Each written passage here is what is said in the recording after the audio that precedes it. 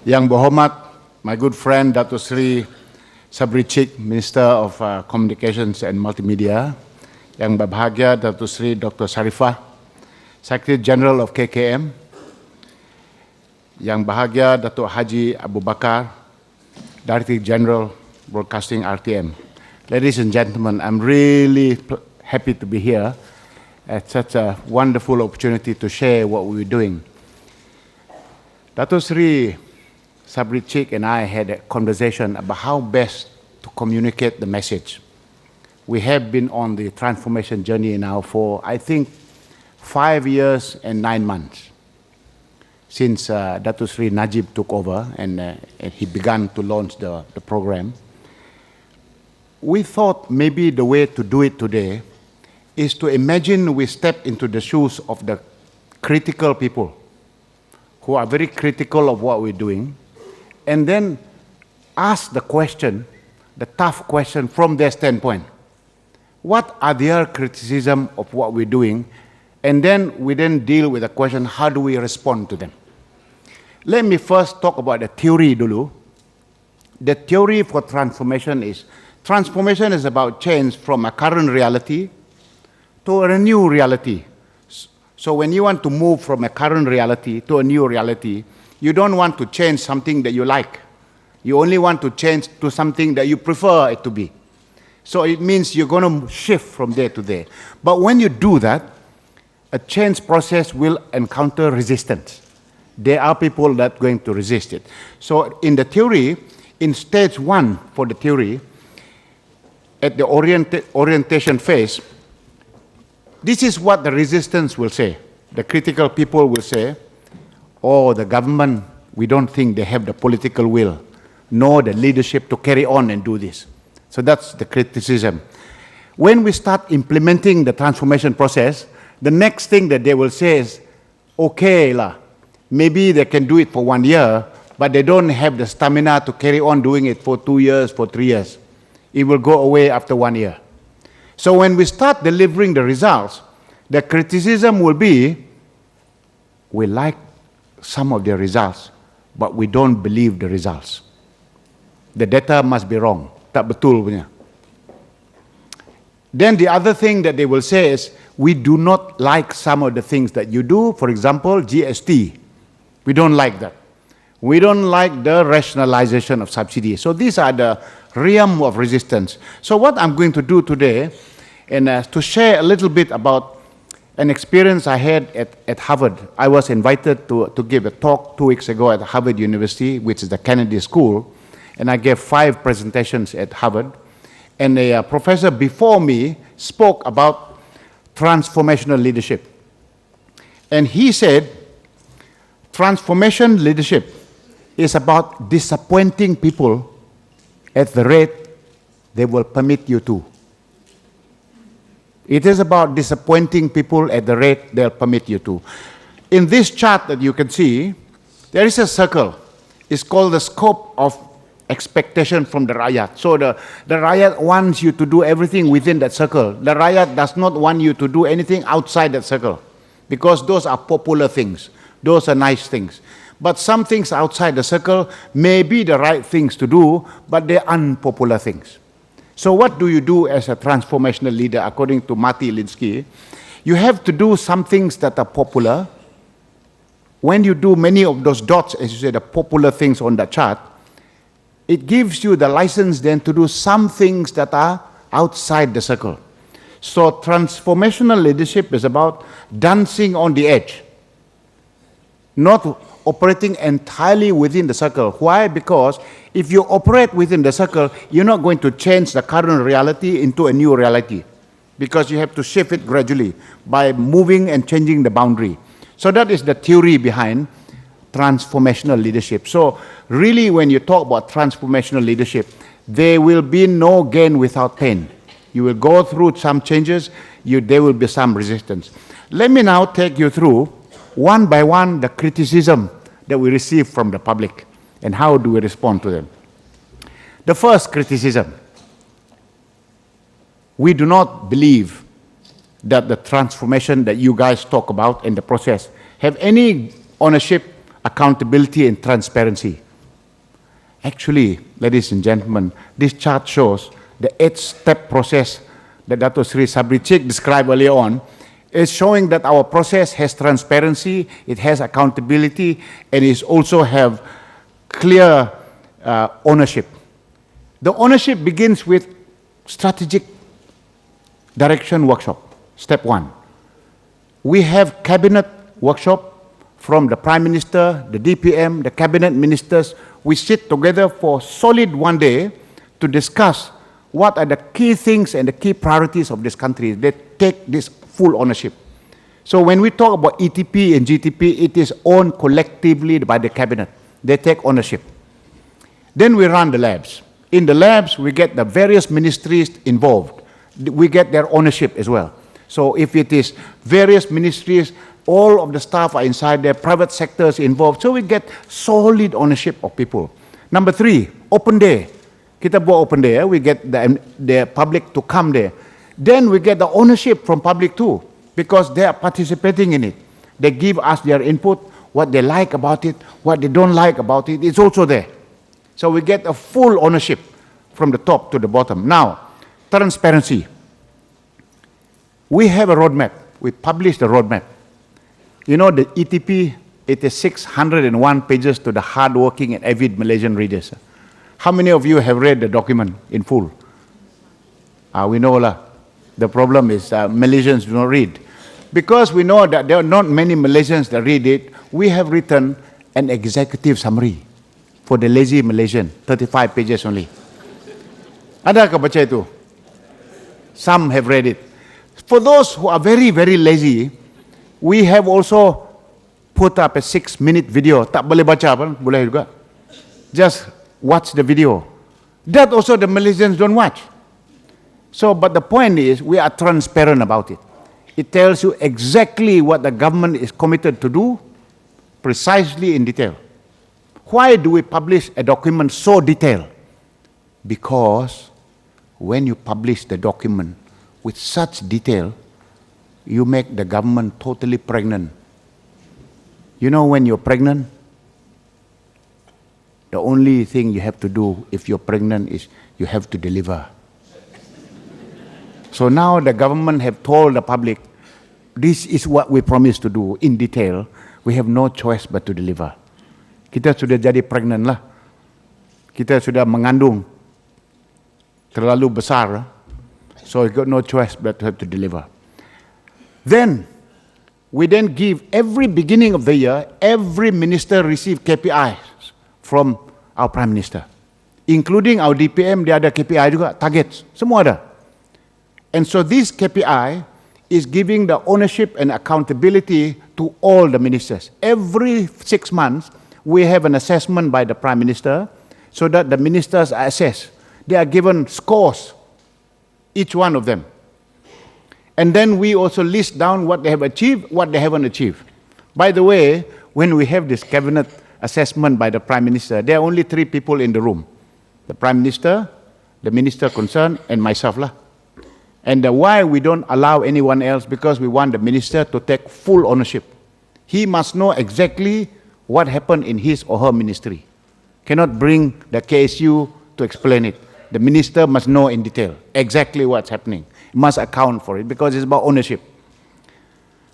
Then the implementation. We have steering committee meeting led by the Minister and the KSU, everyone that's involved. We do this every month. In fact, the GTP is held. The guy who runs that is our DPM. DPM chairs all of the NKRA's meeting. And that is rigorous that we go through it, including the lead minister, so full of accountability. Number 7, we also make sure that the results, memang betulnya, we get PricewaterhouseCoopers to go and audit it and validate the numbers. If it is not correct, they will change it. And so we have also an international panel, including people from IMF, from World Bank, and the guy who used to do my job in Tony Blair's outfit in the UK, he's also in the panel. So they validate this. Then we do an annual report that we release out to the public every year that gives the full score about what we have achieved, including what we have not achieved. So what we have achieved is marked red, sorry, what we have achieved is marked green, so check whether you're still awake. If they haven't achieved it, it's marked red. If it's partially achieved, it's yellow. And all the lead ministers, they are the marker.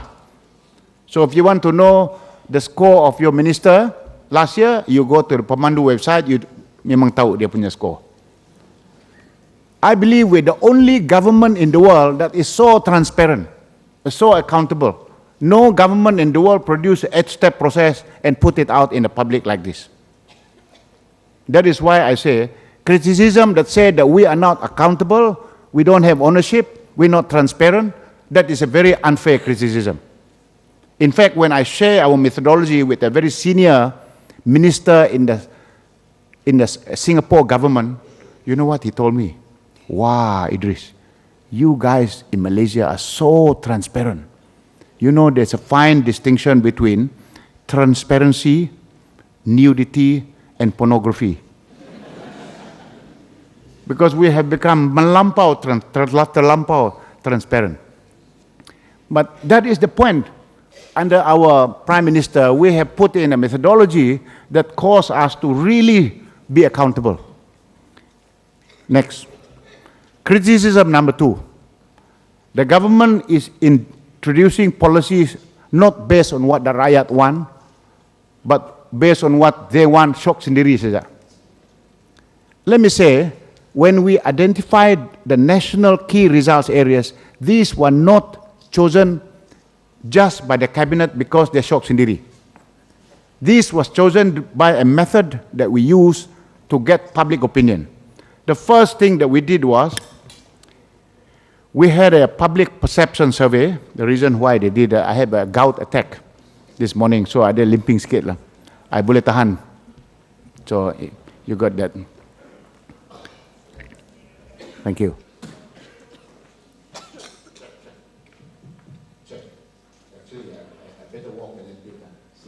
If I can tahan. We did a public perception survey in September 2008.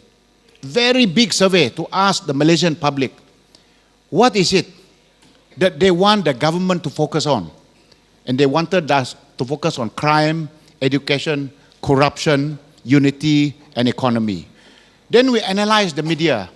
Everything that appears in the newspapers, social media, semua, we check everything. And for 6 months, the noise in the media, to know what the public want us to focus on. Then the Merdeka survey was also conducted. In this Merdeka survey, it was very clear what the people actually wanted was, those were the things that were concerning to them. And also the cabinet view. So clearly, ladies and gentlemen, when we identified those things called the NKRA, that's what the public want us to focus on. To be clear, corruption, crime, rural infrastructure, urban public transport, low-income household, education, and cost of living. Because the public want us to focus on those. On the economic transformation program, we had 1,000 people in a workshop. All the companies, big, small, and medium, they came to the workshop. And in this workshop, they told us we must focus only on 12 national key economic areas. These are the areas we should focus. Ni bukan chosen by the cabinet. This is chosen by the corporate people. They say these are the ones that will bring the economy up to a level, new level for us. Next one. Next criticism. The ETP and the GTP are just highbrow ideas, very academic lah. Have nothing to do with people want. We don't feel it. Let me say, ladies and gentlemen, I would say, because our program is targeted at specific areas, we are touching the lives of those people. The first one, we build a lot of rural roads. A lot of rural roads that we build, particularly in Sabah and Sarawak. We counted the number of people in those villages that had benefited from the roads. And the electricity, water supply, 5 million people. We also looked at the numbers of people who benefited from our program on education. 3 million primary students have benefited from the NKRA program under our DPM. We also had counted 6 million people in Greater Kuala Lumpur who use our urban public transport. The new KTM train, Pudu Raya that we have now revamped completely. Anyone has been to Pudu Raya in the last 6 months? A few lah. For those of you that have not been there, I encourage you to see it. Go there and look at it. I tell you, we have transformed Pudu Raya beyond recognition. I used to say Pudu Raya was hell on earth. It is totally changed. Any one of you that have been to Bandar Tasik Selatan Terminal, put up your hand. Very good. That one is even better than Gatwick Airport. Trust me. It is really state of the art.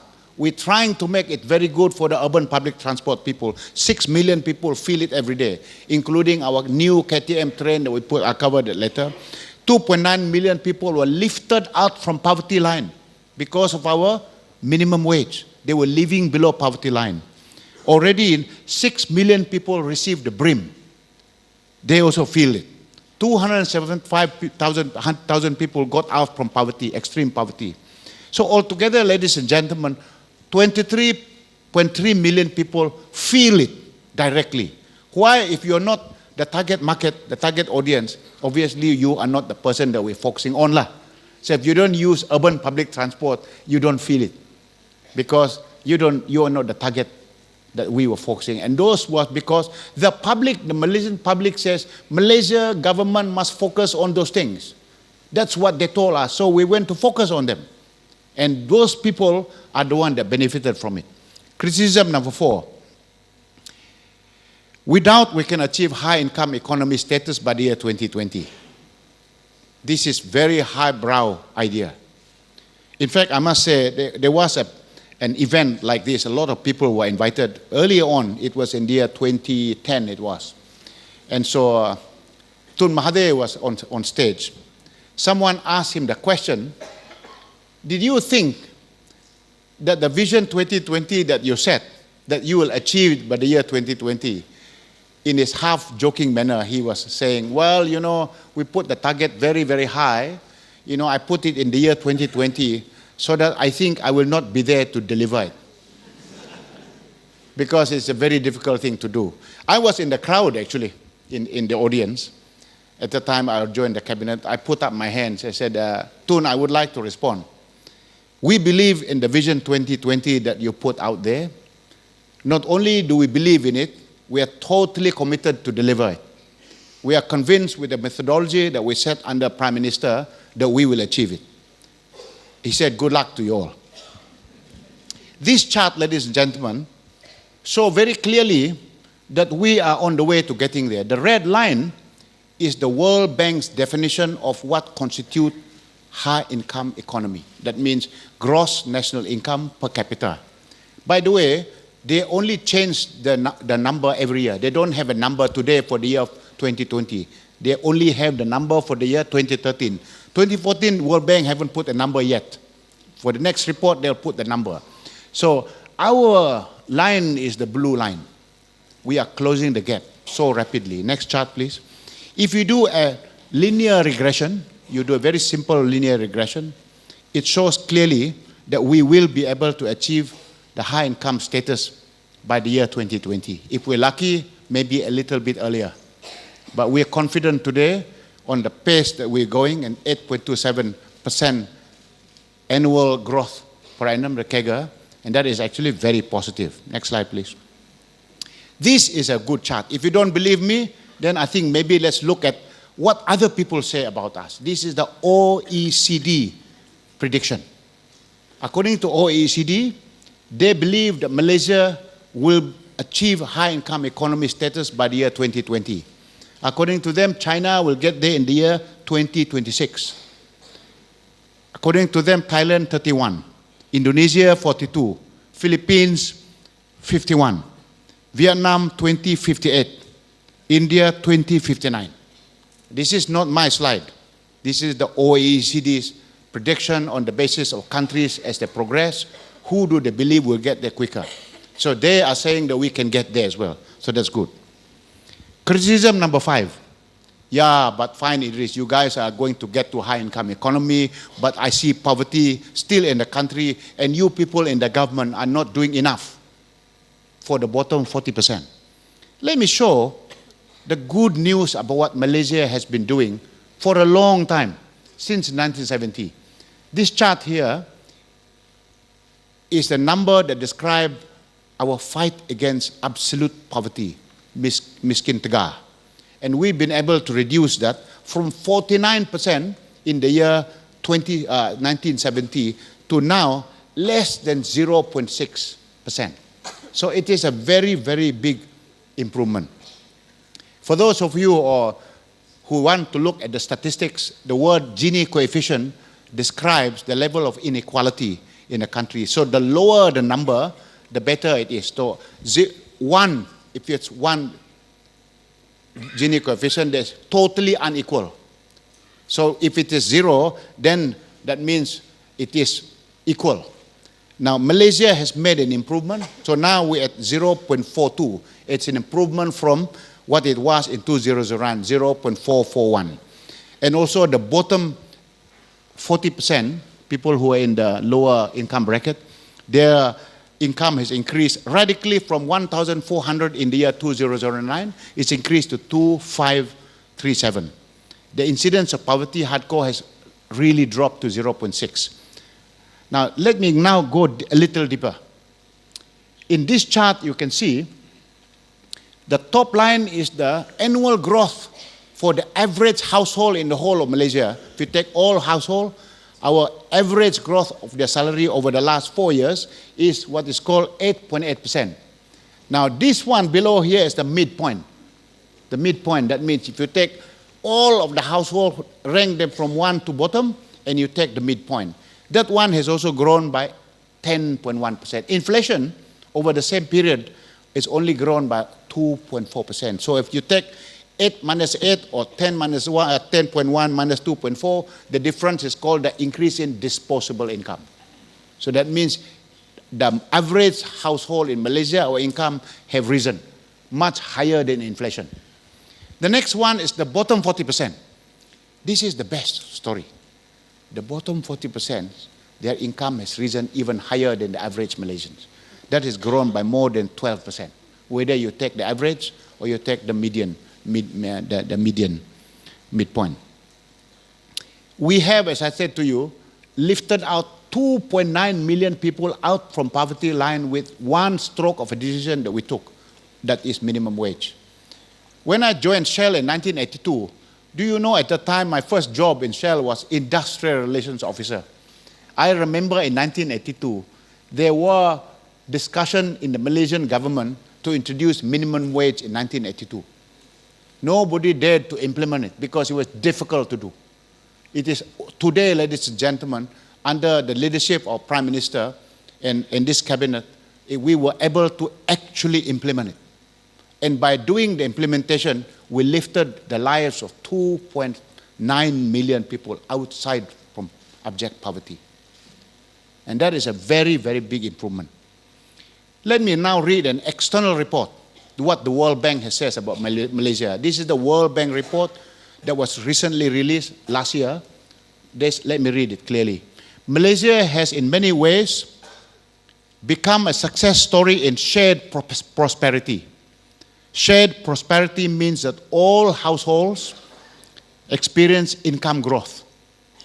But growth is higher for those households at the bottom of the distribution, a pattern that leads us to lower inequality. In the past 40 years, Malaysia drew on its natural resources to nearly eradicate absolute poverty from 49% in the year 1970 to 1% in 2014. So this is what the World Bank is saying about us. So I think the criticism is unfounded. Let me also take another external perspective. This is coming from the Asian Development Bank. The ADB, in the conference of May 2013, they said since 2009, which happens to be when our Prime Minister took over, Malaysia has made the biggest progress in reducing poverty. 55.3% reduction in poverty because of the work of the government. If you compare that, Philippines only 2.5%. Ours 55% reduction. Indonesia, 6%. According to them, Thailand had made it worse. By 62.6% made it worse. Vietnam had improved by only reduction of 6%. So according to ADB, Malaysia had made the biggest progress in reducing abject poverty. So that is from the external perspective. Criticism number 6. I know the economy is growing, government revenue has achieved record high, but how come I don't see that the government is using the revenue to help the people? Let me say it's true that our government revenue has become record every year. So this is a new record, 185 in 2011, etc. But you know, we were in deficit. When we started, our fiscal deficit stood at negative 6.4% of GDP. That means our revenue is less than our expenditure. So when you increase your revenue, you're still at the point that you are less than the expenditure. So that is, we were using our additional revenue to reduce our deficit. So you can see every single year, we reduce our deficit. We have not removed entirely our deficit. Kita ada lagi deficit. But the reason why, because we are using some of our money for development expenditure to grow the economy. Let me show to you so that we all understand why it is very tough, because the government have many commitments. Last year, our total revenue was 221 billion ringgit, okay? Let me just say, how do we spend that money? Commitments. Of that, 67 billion is spent on paying salaries of our 1.4 million civil servants, all of us. That one cannot be reduced. There's no corruption involved with that, because that's your gaji lah. So, but the people that simply look at a number and say, well, this is money is all because of corruption, that's not true. Pensions, there is 18 billion ringgit we have to pay pensions for the civil servants. So then, how much do we spend per year to pay for our debt, our borrowing? Altogether, 23 billion. How much subsidies do we put? Altogether last year, 40 billion ringgit of subsidies for electricity, for tolls, public health, public transport, all of this, 40 billion. The grants that we give to state government, because all state government, federal government give grants too, and also the state-owned enterprise, the GLC, kita ada grant juga. And that is altogether 23 billion. And the others, 15 billion is for scholarships and for grants to school, etc., etc. Now, all of the ministries put together, all 30 ministries or 29 ministries, 34 billion ringgit. So we have very little room to maneuver because the commitment is fixed. And that's why the government is in a very tight spot. Although we get our increase in revenue, we are still struggling because we are starting on a deficit. So to be clear, ladies and gentlemen, we are doing the best we can with the limited resources that we have, but that is the best we can do. That is why it's got no choice. We have to reduce the subsidy. No choice. Criticism number 7. I am from Kapit. Some of you do not know Kapit is a very small place in Sarawak.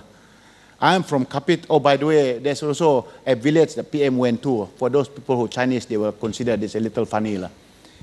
That village is called Ulu La Chao. You have to be careful how you pronounce lah. Ulu La Chao. So the guy said, I am from Ulu La Chao, and I do not think you people in the government are doing enough on rural infrastructure. Actually, ladies and gentlemen, the fact of the matter is that in the last 4 years or 5 years, we built the most kilometers of rural road in this country for the same period of time since independence. We build altogether, if you string all the rural roads, that's 4,533 kilometers of rural roads. If you put them all together in one straight line, it is like the distance from Kuala Lumpur all the way to Kathmandu. If you want to, you can also stretch it from Johor Bahru to Bangladesh. And that is actually a phenomenal thing. So this is very good. These are the numbers of people we gave water to, electricity, all those villages, and a lot of them, you know, we live in a country that is very modern in this part in the city, but in the rural places where I come from, my tribe is called a Klabit tribe. There are only 5,500 people in the whole world. We are so small, you can put us all in the zoo. Very, very small. But we live in the village there. You know, we don't have electricity in my village until only this year. We now got electricity too. And there are many, many villages like that. And still, we are working hard to do this. Next slide, please. I am worried about the children's education in this country because I believe that the standards of education has dropped in this country. What we're doing in Malaysia is that we are also concerned about this. That's why we've introduced the National Education Blueprint. Very thick document about the roadmap, how we are going to improve it. By the way, we've ranked every school in this country from number 1 to number 10,000. We have 10,000 primary and secondary school. We know which one is number 1. We also know which is number 10,000. We originally wanted to publish the rank order of all the schools. Then the principal said, wow, please don't put it like that because my school is number 10,000. If you say to everybody that my school is 10,000, they become a ghost school because no parents will send the kids there. So they said the compromise is, why don't you put them in bands? So DPM agreed that we put in band 1 means the best performing school, but you don't say which one, number 1, number 2, band 2, and band 3. We have band 7 is the worst performing. The good news is over the last 5 years, we have made big improvement in band 1 and 2. 31% of the schools in band 1 and 2 and now have increased from originally 19.4%. That is massive improvement. We also have a big reduction in the band 6 and 7, including the very, very rural school. Let me say, despite the fact that some schools do not have good facilities, I went to a very rural school in Sarawak. This is an Iban school, Sekolah Ulu Lubai. Very rural school, flooded 6 times a year, very poor facilities. In the year 2011, I believe it's one of the best primary school in Malaysia. Now, when I visited it, DPM also visited it. Do you know what time the kids go to school every day? 5:30 a.m. What time do they finish in the school? 10 p.m. Whoa. And they had a small room like this. And in the room, all the awards, they menang. All sorts of awards.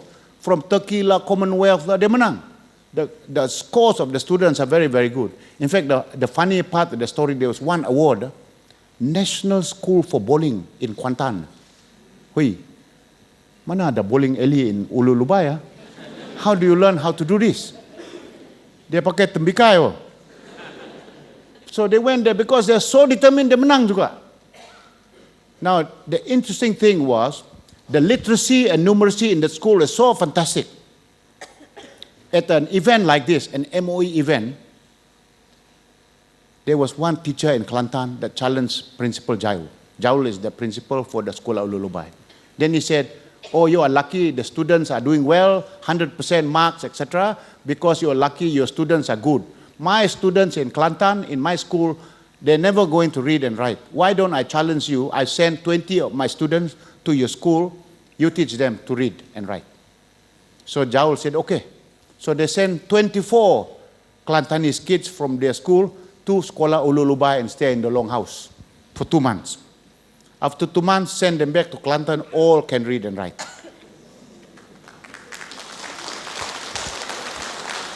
Why I tell you this story is this.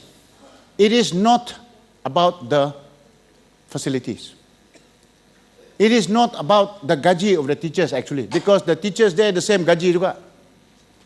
It is about the principal dedication and the teachers' dedication and the parents getting involved and the students wanting to study. Actually, to me, not to do with the curriculum per se, because the same curriculum. We have done a lot of work on literacy and numeracy. We have made big improvement. Today, the numeracy score of our students in primary 1, 2, and 3, and 4, based on the Linus test, is already now 98.9%. And literacy is now 88%. This is big improvement from what it was before when we started. We are also concerned about the proficiency of the English language. So we decided to put all of our English teachers to sit for the Cambridge placement test. You know, when I spoke about this, I was invited to speak at Oxford University last month. And I showed this chart to the faculty leaders at the government school in Oxford University. The dean almost fell off a chair. He said, Idris, can you imagine you go and ask all the teachers in England who have been teaching for 20 years, and you ask them to sit for the test, you have a strike. But in Malaysia, we did it. We got 70,000 of our teachers who teach English to sit for the Cambridge placement test. No strike. Actually, the sad news is that 70% of them did not quite make the standard. But we know them by name today.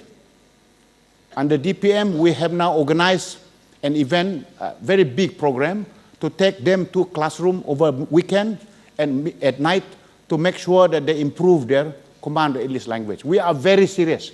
So people who think that we are not serious about what we're trying to do under the program, this hopefully will tell you that we are very serious about it. Criticism number 9. Oh, we fear going out because crime is on the rise, Malaysia is no longer safe. We heard about this so many times. But ladies and gentlemen, before our National Transformation Program, you can see from this chart that it has been rising every year. When we did the GTP, actually we managed to bring it down by 40% reduction. I know you don't believe lah. I know you don't believe. Because every time I show this, every time I show people get angry, ini tak betul lah. But I'm telling you, this is the data. Okay, let's look at other data. Data that's not collected by us. These are external data from Nation Master. Nation Master is one of the authorities that publish crime data across countries. According to them, for a population of 100,000 people, the highest crime is actually UK. 6,500 incidents of crime per 100,000 population, followed by South Africa, 4,143, and then Hong Kong. And USA, Hong Kong. Actually, Malaysia, they say only 550. But that's their number, it's not my number. They say our number is actually low compared to the others. So because you don't believe the police number, I'm giving you the external number. If you don't believe that one, I give you another one. This is the number of cars that are stolen and the insurance claim. There were 14,843 cars stolen last year, and they claimed their insurance this year only dropped down to 12,122. It cannot be that people are not claiming their insurance. If you lost your car, surely you go and get insurance. This is not the police punya number. This is the total insurance claim. That also dropped. That is similar to our police data. Our police says that 16,753 cars that were stolen in the year 2013, that has dropped by 19% to 13,407. We know them by numbers also. Proton 7,139, Toyota 1,499, and this corroborate with this. So clearly, without doubt, ladies and gentlemen, it is very clear the insurance numbers tell us clearly the data for the crime has dropped down when we take that. Let's look at other countries. Australia, actually the crime data has gone down. Crime incidents gone down. What do the Aussies say? 90% of the Australians believe that crime is going up, not reducing. Although the data is going like that, the Australians say it is going up. Actually, they say 64% of Australians say crime is on the rise in Australia, despite the fact that incidents of crime come down. 26% of them say it's level. The same thing happened in the UK. Same story. There is a 90% gap between the facts and the perception. The same thing in the US. Ladies and gentlemen, why? Because of social media. Because of what is also in the mainstream media. In the social media, they report one incident that took place. In fact, they also repeat the same story. In fact, it happened 4 years ago. They say the same thing, but nobody can verify it's the same story that happened 4 years ago. But it goes viral. This problem here exists not just in Malaysia, it exists in the US, it exists in the UK, exists in Australia, many others, because the gap between reality and perception is a massive thing that goes through the social media. And so I think we have to be very careful in handling this story. Criticism number 10. People are not satisfied with the National Transformation Program, and it's a waste of taxpayer money. Frost and Sullivan did a survey, and in the survey, 82% of Malaysians say that the transformation program is good. And the Institute Integrity Malaysia says 72% of Malaysians say it's good. So on the whole, they said thumbs up. Public transport is unreliable and it's bad. We don't see that work you're doing is improving it. I told you already before, Pudu Raya was hell on earth. I actually wrote an article about it in Transformation Unplugged. When I was a student in USM, I used to take the bus all the way from there. Oh, that was really, really terrible. But I can tell you it's big improvement today. You know how many new buses did we bring in over the last 4 years? 470 rapid KL buses. We also bought 38 new KTM trains, all the way from China, brand new ones. The service has now improved. On-time performance, 97.5% on time. Compared to where it was when we started, only 60%. We put Go KL buses. Anybody use a Go KL bus? Oh, you people are very rich, all drive. The Go KL buses, we introduced free buses within the Central Business District. Why? Because we wanted to decongest the Central Business District. So that you can no need to use your driving within, you can jump onto the bus free. So we have the Go KL. We have 4 buses that move around. By the way, it also increased the tourist expenditure. We empty their wallet because they have to go and jump onto a bus, to go to the next shopping mall, then they spend their money. We bought also 35 more new cassette trains for our the LRT. So really, ladies and gentlemen, we have made a lot of progress. Customer satisfaction, borne by independent survey, showed that people are, now the score has moved from 71% previous year to last year to 86% customer satisfaction. So the public who use it, they say it is good. The people who criticize it do not use it. We are also trying to build a high-speed rail that connects Singapore all the way to Kuala Lumpur. If you fly today from KL to Singapore, door to door, it takes you 4 hours. When we finish the high-speed rail, it will be 90 minutes. That's the first service. We also have a second service that go through Kuala Lumpur, Putrajaya, Seremban, Aikro, Muar, Batu Pahat, Nusa Jaya, and Selangor, not Selangor pula, Singapore. That's 120 minutes. We are building the MRT. So this first line is 62% completed. If you don't believe that we are doing work and delivering it, you cannot ignore the MRT. Every day you can see it. And so this work is 62% complete, 51 kilometers in length, 24 elevated stations, etc. We are now going to build the MRT2 that connects it all the way from Sungai Buloh, Serdang, Putrajaya. And so this is, the next one after this will be the circle line. We put the circle line within the center, and that will integrate all the public transport to an integrated network, connecting the LRT together with the MRT, together with the LRT, the buses, all, then we become a network. So when we build the circle line, that was how we network them. By that time, when we finish doing this, there will be only one card. One card for toll highways, the same card for paying MRT, for buses, some more. We use only one card, and we are working towards making that happen. So this is how we will improve our whole public transport. Criticism number 12. They say business people are not confident in the Malaysian economy, so not investing. Not true, ladies and gentlemen. The data shows what happened before the economic transformation, what happened after the economic transformation program. We used to grow per year only at 5.4%, our investment. What has happened? We've grown our investment by more than 2.5 times. Not 100%, 250% increase in the CAGR to 13.6%. This is actually phenomenal growth. And the beauty here is that the bulk of that is private sector. That is really very good. Not government, it's the private sector. Tok Pa is in charge. He's a minister, Dato Sri Mustafa Muhammad. He has been working very hard with MIDA to make sure that we get the investment. You look at the approved MIDA numbers. Every year, the dark blue lines, bars, It shows that we have now in the pipeline a new record every year for private investment. Not yet realized, but in the pipeline and plan. So clearly, the business community has full confidence in the government because they are investing. If not, why do you think they have put record investment every year? Since the year 2010, 2011, 2012, 2013, and 2014.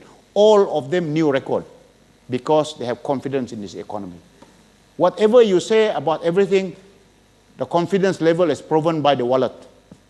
If you take your wallet, you invest in the country, that means you have confidence.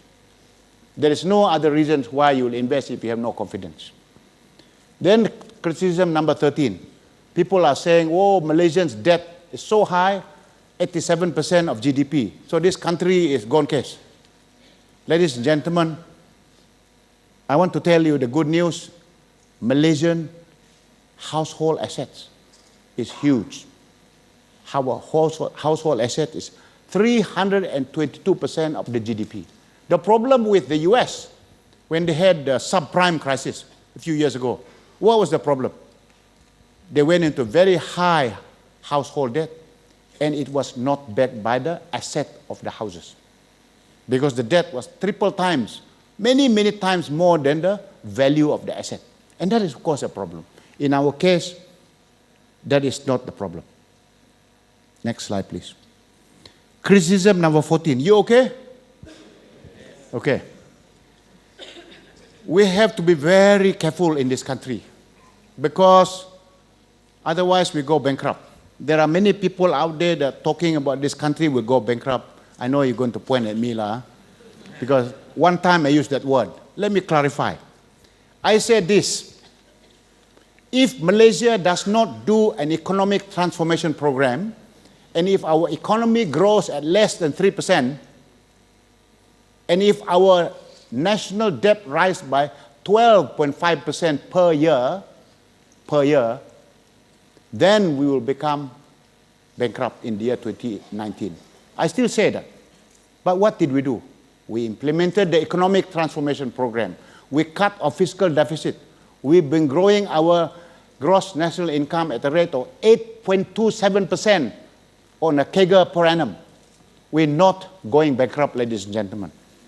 And you can see, this data shows we've been cutting our fiscal deficit. Many governments promise that they will cut their fiscal deficit, but they don't do it. We, in Malaysia, we promise it, we deliver it every single year.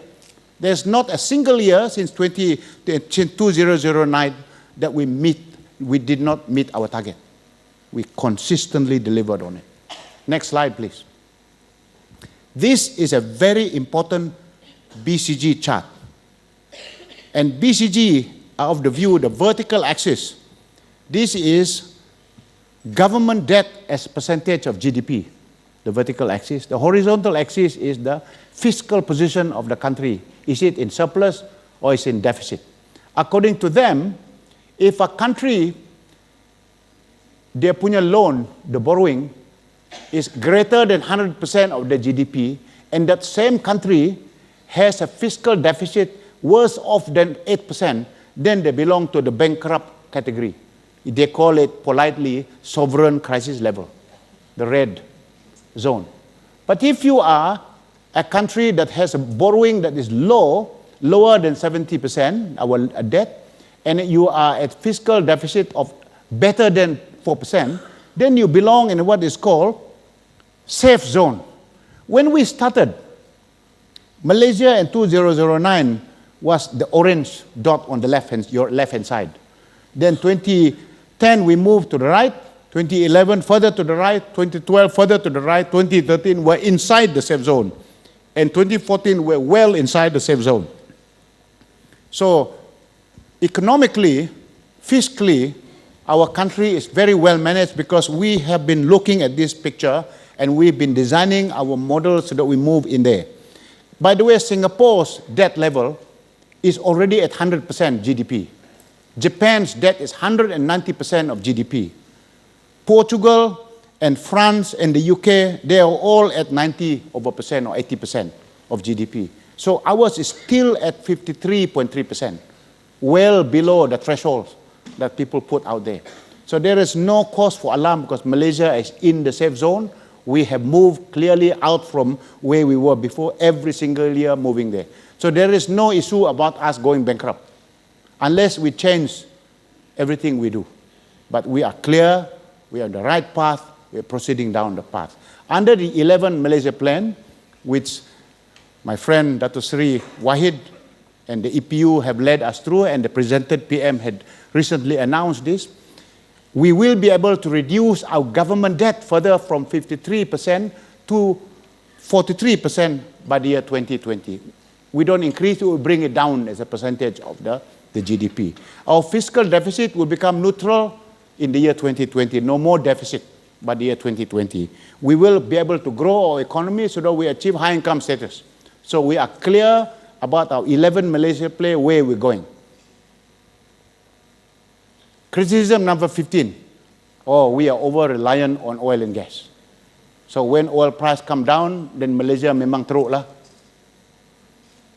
Ladies and gentlemen, every single year from 2009, we have been reducing our reliance on oil and gas. When we started, Malaysia's government revenue, more than 40% came out from oil and gas. In fact, it's now reduced to 29.7 last year. So we're not as reliant on oil and gas as we used to because of the 12 national key economic areas. All of them have been growing, including communications and infrastructure, one of the NKEAs. All of them have been growing.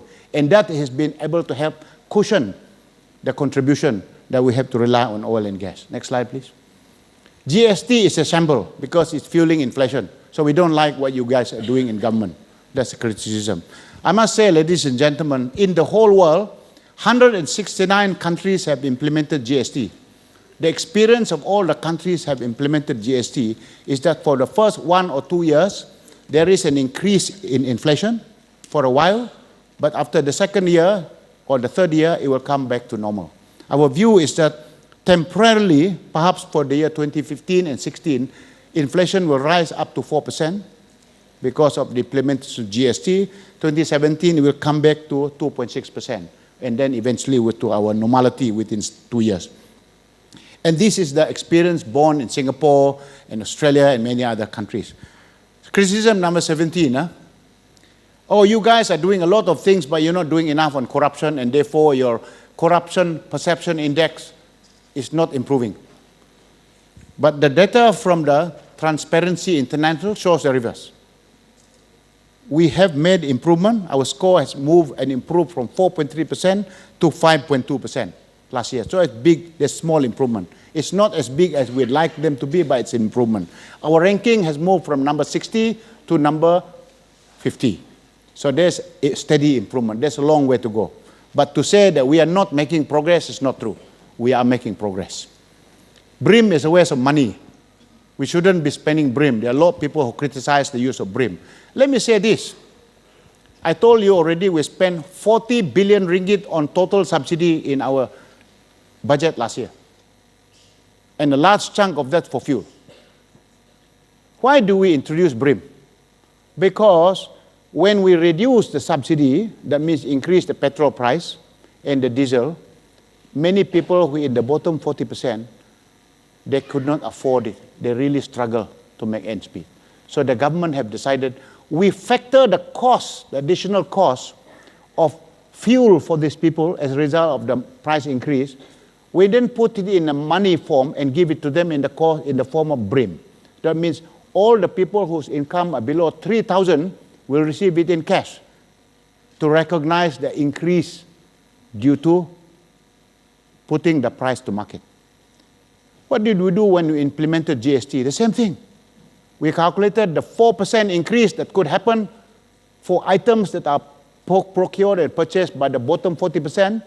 We put it in 300 ringgit for BRIM, and then we added it onto BRIM, because that is payment to compensate for what was coming out from the increase of inflation due to GST. So GST is not the waste of government money. It is money that we save from implementing GST or from subsidy rationalization, and additional revenue for implementing GST, and we give some for the people who really deserve and need it. people in the bottom 40%. I am of the view, and the whole cabinet, it is a collective decision of the entire cabinet that we believe that BRIM is a good methodology to assist. By the way, this idea of BRIM originally came from Bank Negara. Bank Negara were the original group that said we have to implement BRIM because when we rationalize the subsidy, when we begin to introduce GST, there will be some inflationary impact. And therefore, we better give some cash to help those who really deserve it. So I am of the view that what we're doing under this is correct. Criticism number 20. You don't do enough for Bumi Putras. But you see, under Teraju, we set up Teraju. In Teraju, we have 520 small, medium enterprise Bumi companies that are being helped to grow so that they can become world beaters, they become good and successful. We also have a lot of money, 100 million allocated by the economic corridor through facilitation fund for Bumi Putra companies. We also identified 10 government-linked companies under Khazanah and PNB to divest to Bumi small Bumi companies, and etc. We got a lot of money that we put under the trust program and etc. By the way, 45% of the MRT project were carved out for Bumi companies. But what did we do? We asked the Bumi companies to compete. The best Bumi company will get it. So we took 45% of all the MRT project, and we told the Bumi company, non-Bumi cannot apply. Only the Bumi companies can apply, but they must do competitive bidding. We don't want Alibaba type of Bumi companies. We want the real Bumi companies that participate and they get awarded the contract on the basis of merit. Criticism number 21. So I'm going to go on until we finish. I don't believe your results. Very nice statistics, Idris. PM announced this under our the annual report. By the way, all the data I presented to you, PM already announced this, and that was part of the reason why we want to thank you this afternoon as well. By the way, we have an external audit and validation process. PricewaterhouseCoopers, every year, they look at our data and verify it, and they certify on the annual report that the data is valid, it's in order. If there are any changes, they were changed before the audit is released. If you go to the Pemandu website, you can print our annual report. You can see exactly what PwC has put in the report. We are very transparent. We also have transparency coming out from the international panel, which include IMF people, we include ex-World Bank people, other countries. In fact, the guy who used to do, the co-founder of Transparency International is part of the panel as well. It's Michael Hirschman. And so they give us a lot of input to confirm and validate our results. Next criticism. I don't believe they are real examples. Your statistics, only statistics. There are no projects, not real. You are only talking concepts. But ladies and gentlemen, we have more than 100 over entry point projects. I can give you on and on the examples. I'll give you an example. This one, you can see it every day, the MRT. MRT is part of the Greater KL. If we didn't do the economic transformation, ladies and gentlemen, we'll not be building this. I want to digress a little bit. I want to say a little story. I went down to look at the tunnel that has been completed. We built already the tunnel around, running through our city, You know, in my mind, I expected to see very seasoned engineers, muscular, very experienced people who build it. When I walked down, nobody was like that. They're all very young Malaysians. All very young, including girls. The whole work for the tunnel boring machine is all done by machine, automated. They sit in a little, like a pilot cockpit, send the signal through the subsurface. The signals come back to say what kind of rock formation is there. Is it limestone? Is it Kenny Hill formation, etc.? And then they change the drill bit. And then they correct the lubang. And all the things will come back to a pipe-like thing, like a factory, and dispose. Even the cladding on the tunnel is done by machine. And all of these are operated by young Malaysians. Truly one Malaysia down there. You have girls down there, you have Malays, you have Indian, we have all sorts of people, no club it there lah. But really, it was really nice to see them. They're all together, one Malaysia. I was very proud of seeing what they were doing there. You know, we are building this. Have any one of you been to Pengerang? Only 3 people only go to Pengerang. Very few people know about Pengerang, actually. I must confess, I didn't know about Pengerang. Just like many people don't know about Bareau lah. When we ran the lab, you know what everybody said? We have Shell, we have Exxon, we have Petronas, we have Talisman, everybody in the room. 8 weeks locked there. And we asked the question, how can we improve oil and gas in this country? What was the challenge? The question was, how come Singapore does not have one drop of molecule of oil and gas, yet they have the biggest refinery in the region? How come Singapore does not have one drop of molecule of oil and gas? They have the biggest petrochemical complex in the region. And they have the biggest oil trading in the region. How come? You could hear a pin drop. So it was in those labs, we then came with the idea, together with Petronas, that we must build an oil and gas hub in southern Johor. And that's a place called Pengerang. Ladies and gentlemen, this is a huge project that you cannot ignore, but of course you cannot see it from here lah. You got to go to Johor and go to Pengerang and you see it. 20,000 acres. It's like, you know, this is a massive war zone. Construction happening everywhere, 20,000. By the way, the terminal already operated. The oil terminal already operational in April. Already jalan. In fact, the whole area is going to attract a total investment of 170 billion ringgit. I think for one town, Pengerang must attract the most amount of investment in the whole country for a small town lah. And so this is incredible. By the way, the number of families, the graveyard that we have to shift, actually, we had to shift something like 3,000 graveyards. 932 homes, we have to build the homes to relocate people. This is a very serious matter. In fact, you know, we had to form a company that is co-chaired between myself as well as the MB of Johor.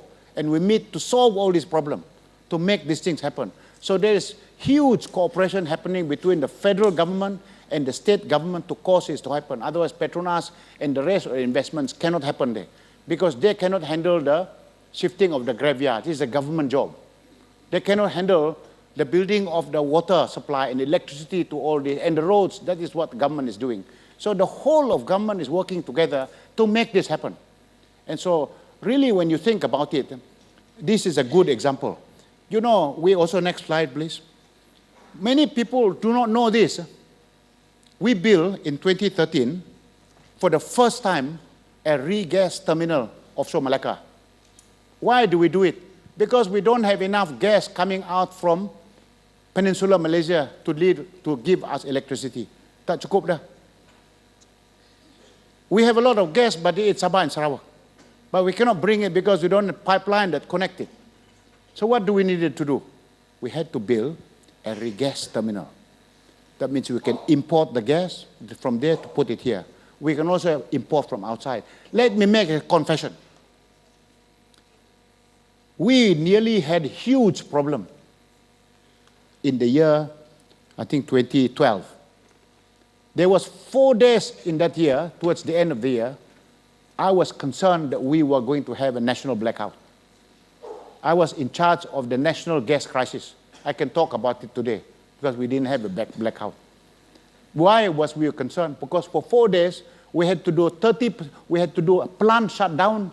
In many of the plants that provided all of our electricity, we had to do a maintenance shutdown.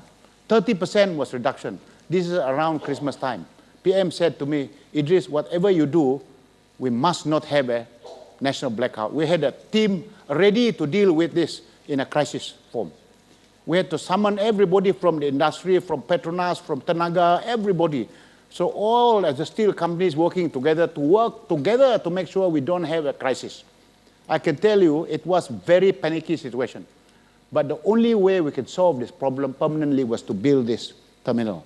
And we built it, we completed this on time, and now last year we had 23 LNG cargoes that were brought in to give us lives. The fact that we don't have any blackout today, national blackout, is because we built this.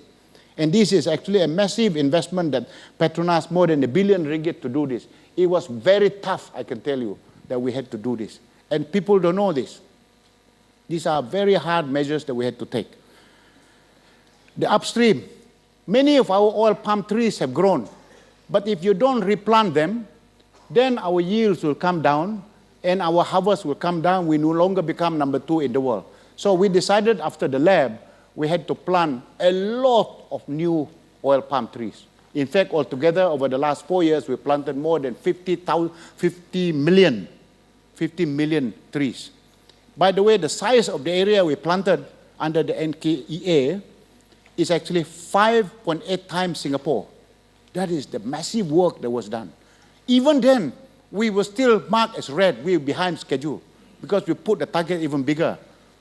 In fact, the two ministers had very low KPIs because the target was very high. He didn't achieve it because we put it like that. Next. On wholesale and retail, you know, anyone has been to KLI2? Very big shopping mall, isn't it? That was why we were doing it, because we wanted to transform KLI2 so that it became a shopping mall. That was one of the projects. Next slide, please. Anyone have been to the Mitsui Outlet Park? Baru, the new one. By the way, this is the biggest outlet park in Southeast Asia. If you don't believe me, go and see it. But we believe we have to have a huge opportunity to get the tourists that come into Malaysia to be able to shop there, and we can get a lot of tourist receipt. So when I talk about shopping, everybody wake lah, because it's very big. Next slide, please. We are doing a lot of work on pharmaceutical. I'm not going to spend time on it. By the way, I only want to mention we have a lab called Seniors Living. All of us are go now because we are very young. I'm jalan, go.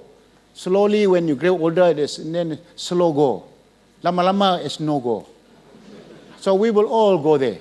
So that is why we're now saying we better think about a good program for the seniors, for people like us when we grow older lah. So now we're encouraging the private sector to build elderly homes that are very friendly for people. And this is a great opportunity because most of us will live a little longer lah.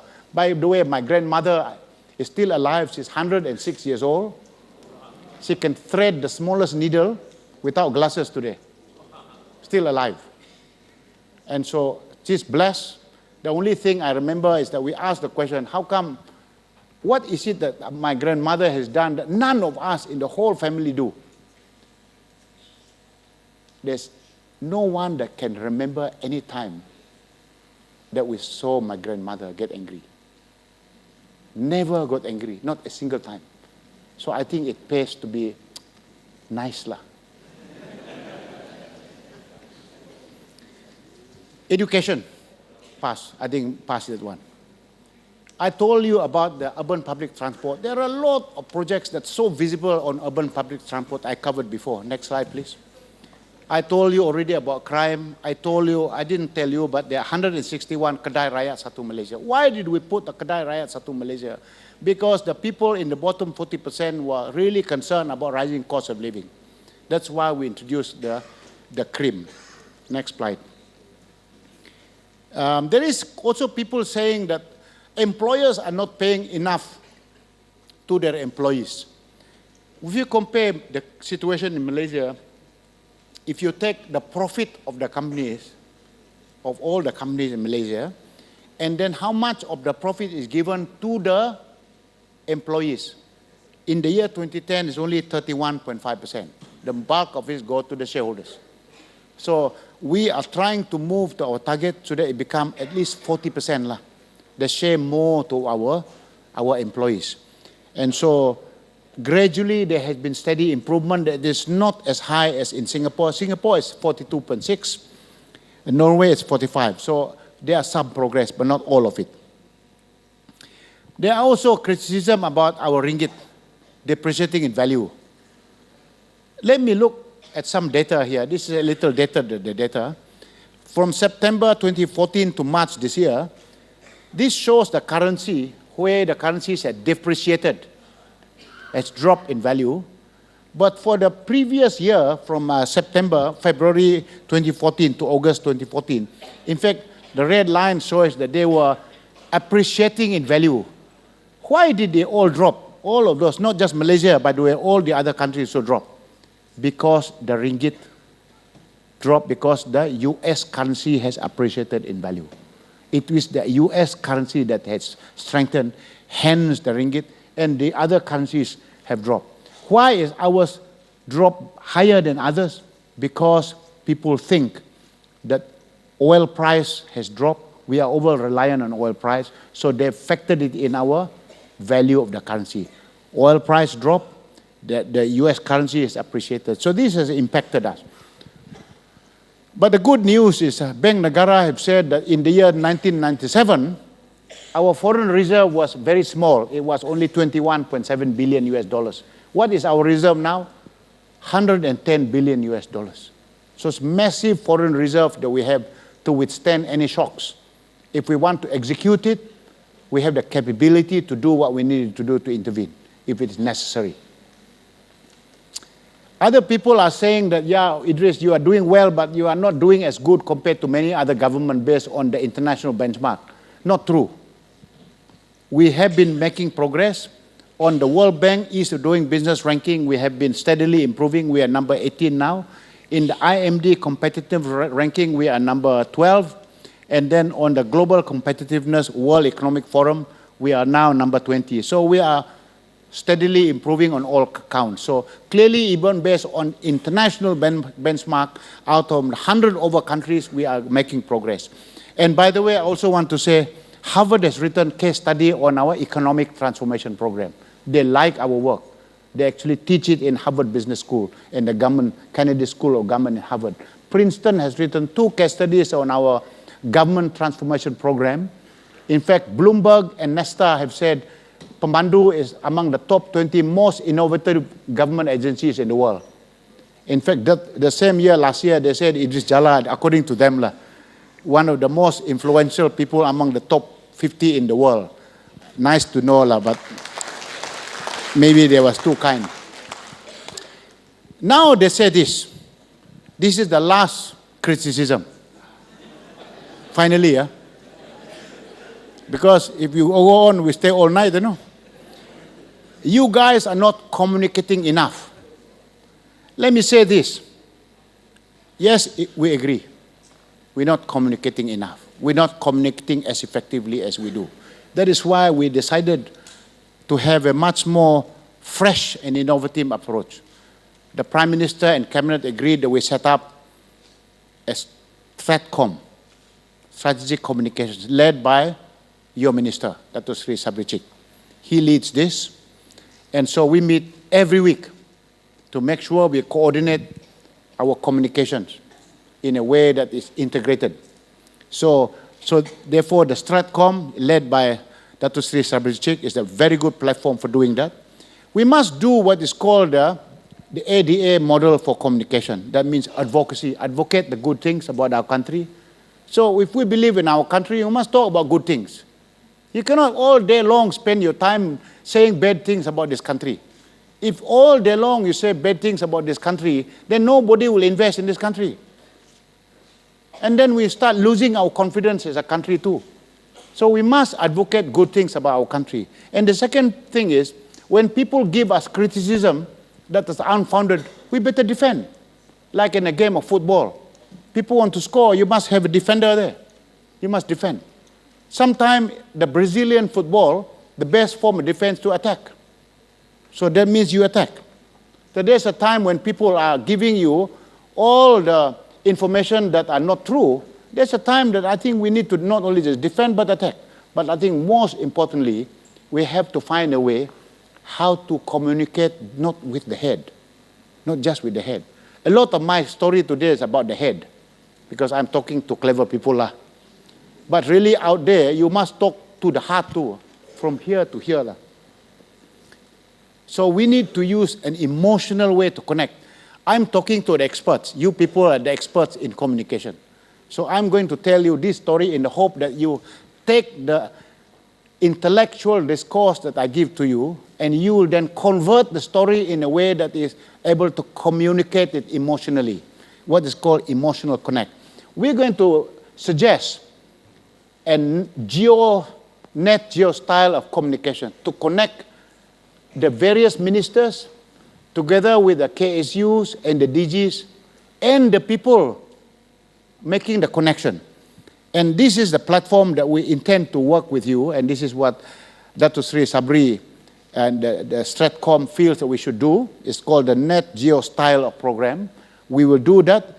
For example, if we have a program on ministerial capabilities and effectiveness involving the Home Ministry, so if it is the Home Ministry, then the theme will be about inclusiveness and sustainability. So the public policies and the best practices, for example, a one-stop center. If they put a one-stop center that deals all the problems that are there for biometric, lab, for everything, etc., then we will line up the various stakeholders, right from the minister to the DGs, the KSUs, and the relevant officers. They can be interviewed, and what they say about it on television. And we can cut them in bite size. Then the stories can go into social media, and it go into YouTube, and it will go into all sorts of things. So this is what we are trying very hard to do. But the idea is to make the communication touch the people so that the people will be interviewed too. Rural infrastructure, the same thing. So we go and make documentary about the village, the people that enjoy the village, including the KTM. There's a lot of stories we can talk. There are 275,000 people who got out from poverty from our work under low-income household. You interview them. I think you cannot even finish the program just to do that alone.